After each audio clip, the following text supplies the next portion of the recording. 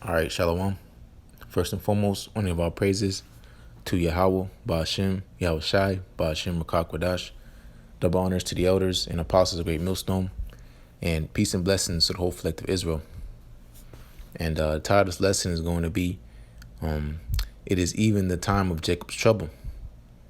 And just getting into the rough times that we're getting ready to head into. As scriptures say, when ye shall hear of wars and rumors of wars, all right, this is the beginning of sorrows.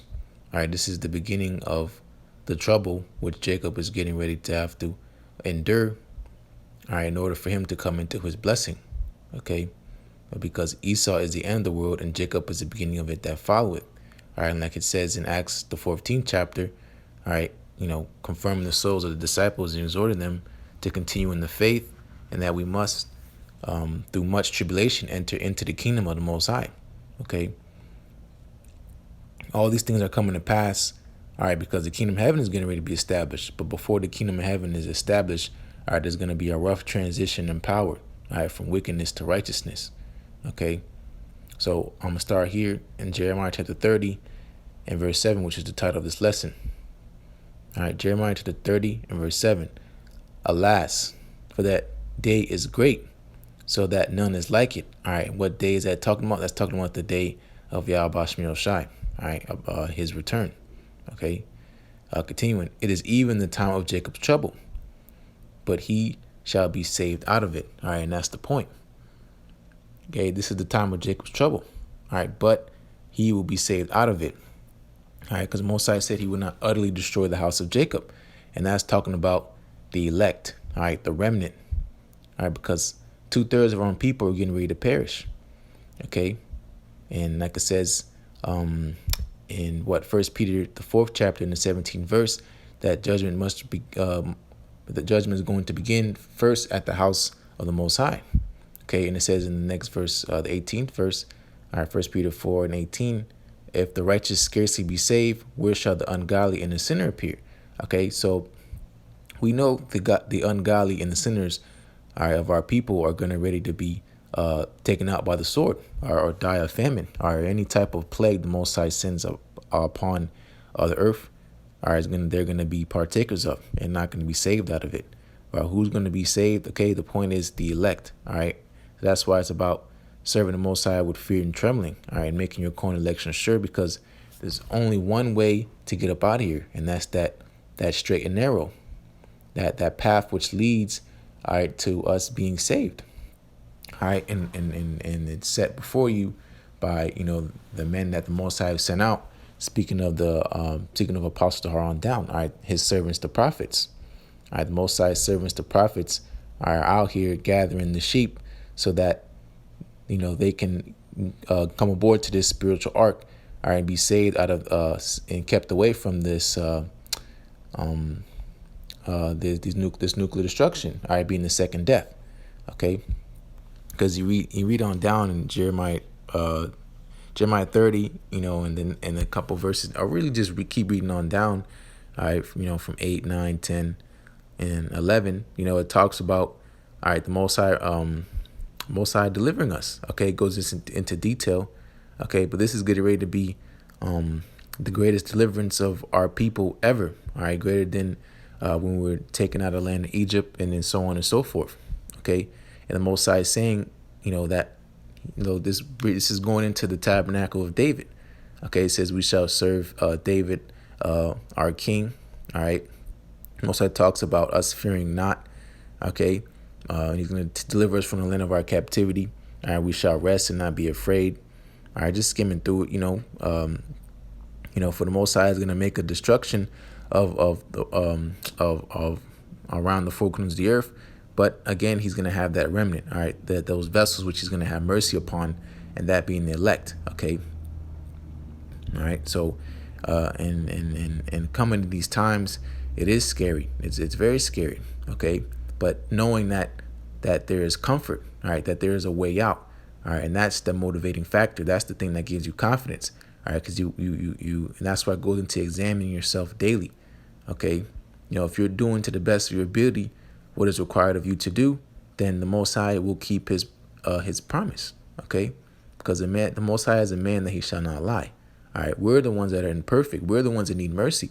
All right, and that's how we beg and plead, out of our mouth, and ultimately also by our actions. Okay, mostly by our actions. All right, by our faith and by our works.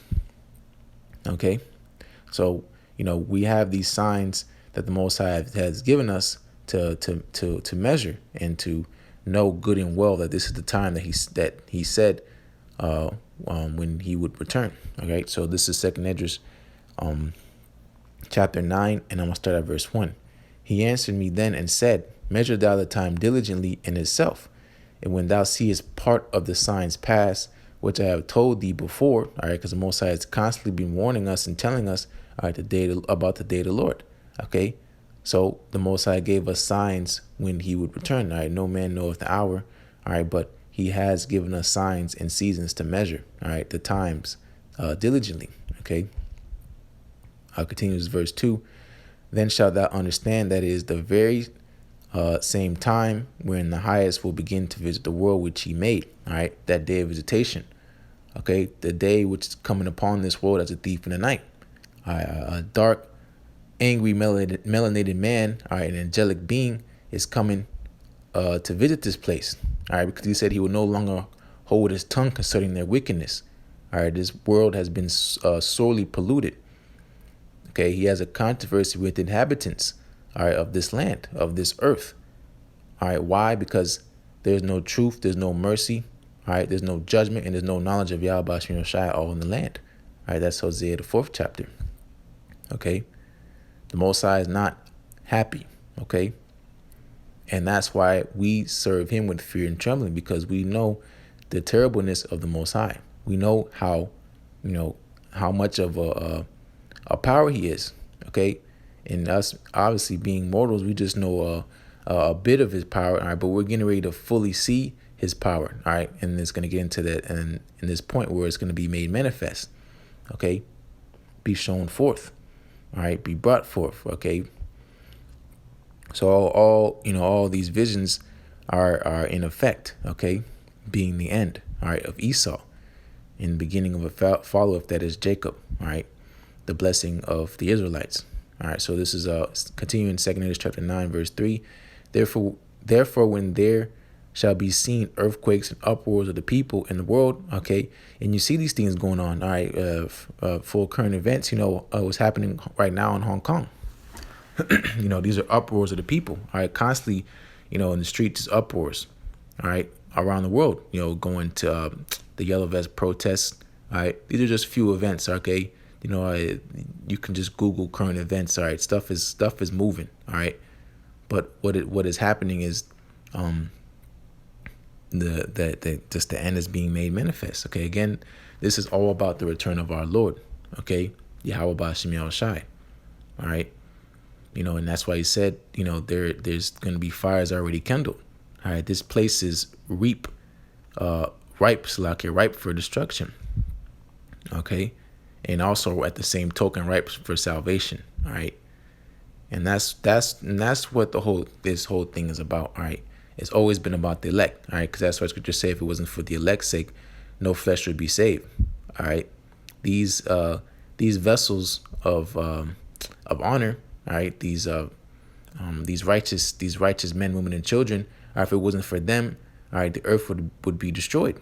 All right, just like in the time of Noah. All right, going back into Genesis. Okay, Genesis the 6th chapter. Okay.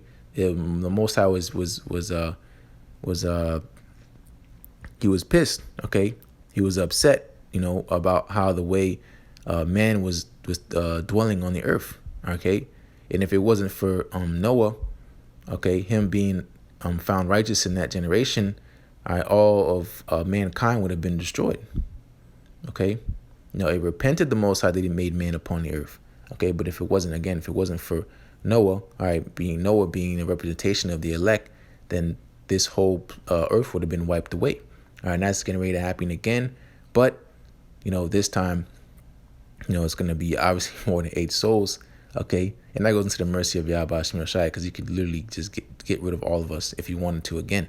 All right, but this time he's gonna have a great deliverance, right? The greatest deliverance ever in the history of mankind. Okay, and it's gonna be via, all right, these so-called UFOs, all right, being the chariots of Israel. Okay, all right, but continuing Second Ezra chapter 9 and verse 4. Then shalt thou well understand that the Most High spake of those things from the days that were before thee, even from the beginning. All right, because the Most High has written this.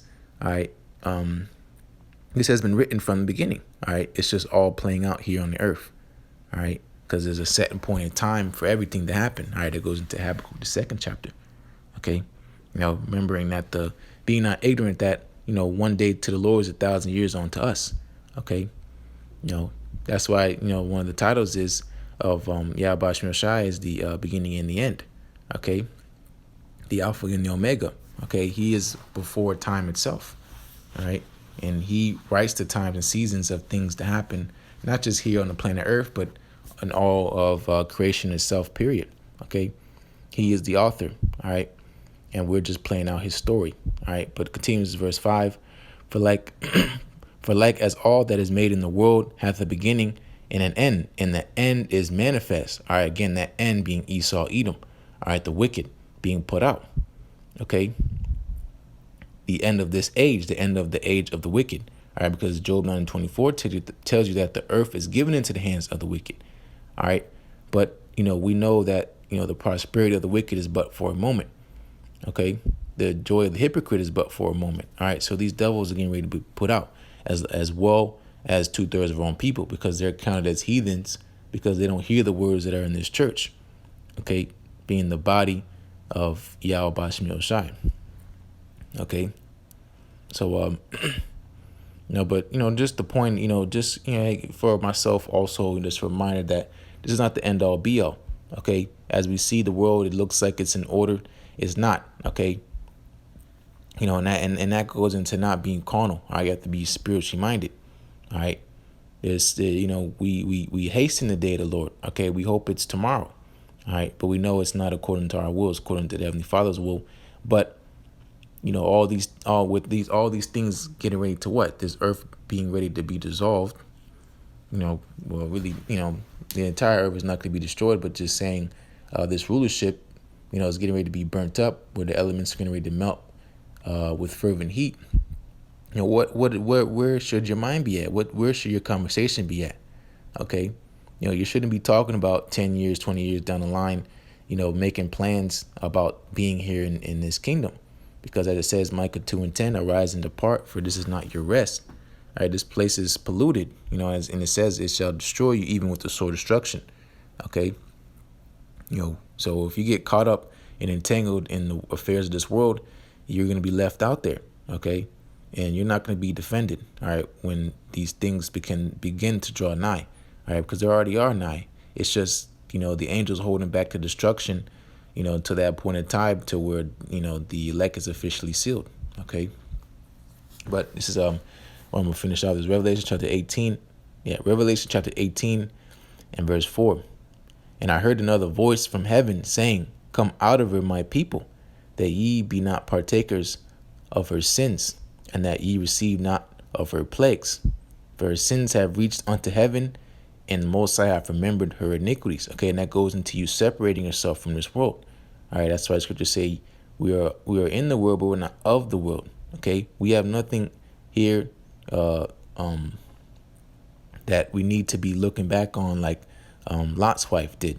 Okay, we have no entanglements, we have no ambitions. We're just here to serve our punishment. Okay, like it says in Micah, if I'm not mistaken, Micah the 7th chapter. I will bear the indignation of the Lord, all right, because I have sinned against him. Okay.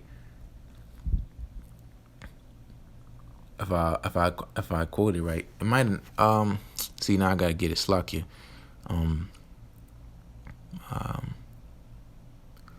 Micah Shalak, bear with me. It's one of those things, you just forget and you're gonna get upset and you're like, yeah, I misquoted. All right. Yeah. Oh, here it is. See, Micah 7:9. All right, just making sure though, because it's just that fear. Yeah, Micah, I'll just read it. Micah 7:9. I will bear the indignation of the Lord Yahawah by Hashem Yahushai, because I have sinned against him, until he plead my cause and execute judgment for me. For he will bring me forth to the light, and I shall behold his righteousness. All right, that light is his truth. All right, and as the scriptures say, this truth shall set you free. All right, this truth has let us free. All right, and then it always starts spiritually. All right, and then it will be made manifest physically. Okay, because everything happens in the spirit first. All right, before it's brought forth in the physical. All right, it's just how it works. Okay, but Slakia. But that was a point. We can just go back into 2nd Edis, the 9th chapter, and I'll read 13, and I'll just close out there. All right, so this 2nd Edis, chapter 9, verse 13, and therefore be thou not curious how the ungodly shall be punished, and when, but inquire how the righteous shall be saved, whose the world is, and whom the world is created. All right, them being the first fruit. All right, and speaking of the 144,000 and the rest of the 1/3. Okay, these are the men, women, and children you wish to inspire to be.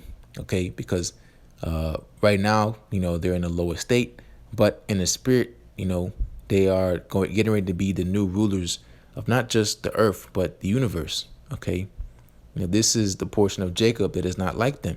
All right, he is the former of all things, and it is the lot of the Most High's inheritance. Okay, so all the things you see, you see the stars, you see the moon, the sun. All right, there are men that are getting ready to inherit these kind of things.